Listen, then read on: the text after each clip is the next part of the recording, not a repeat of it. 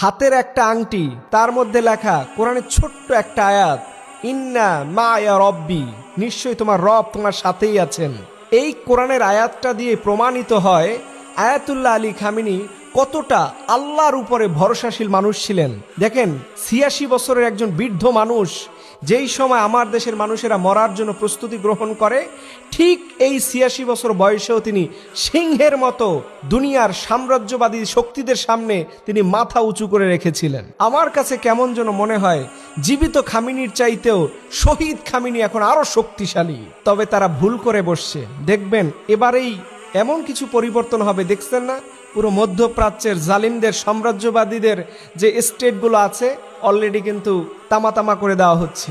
এটা ঠিক কাজ করতেছে আমি পার্সোনালি মনে করি। কারণ এই মুসলমান মোনাফেকদেরকে আগে সতর্ক করতে হবে, তাদেরকে শায়েস্তা করতে হবে। এই মোনাফেকগুলো ভালো হলে জালিমরা কখনো আমাদের মাথার উপর উঠতে পারতো না। আজকে ইরানকে যখন চেপে ধরতেছে, দেখেন একটা বিশ্বের মুসলিম দেশগুলো কার্যকারী কোনো ভূমিকা নিচ্ছে, শুধু মুখের তীব্র নিন্দা। এই নিন্দা দিয়ে কি হবে? এর জন্য আল্লাহ বলছে ওয়ালা তাহিনু ওয়ালা তাহজানু।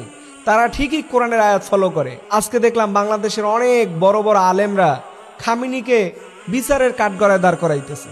আফসুস, আপনার মতো মানুষ সারা জীবন একটা চটকানাও খান নাই। রসুলের কি এরকম কোনো সুন্নাত আছে? দাঁত মোবারক শহীদ হয়েছে, কত কিছু গেল রসুলের জীবনে। আপনি তার ওয়ারিস, আপনার কিছু হয় না। আর খামিনিরা তো আকীদা খারাপ, তাই ওদেরকে জালিমরা চিনে ফেলছে।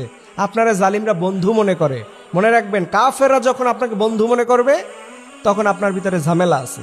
আল্লাহ তাআলা আমাদের সঠিক বুঝ অর্জন করা তৌফিক দান করে। বলেন আমিন।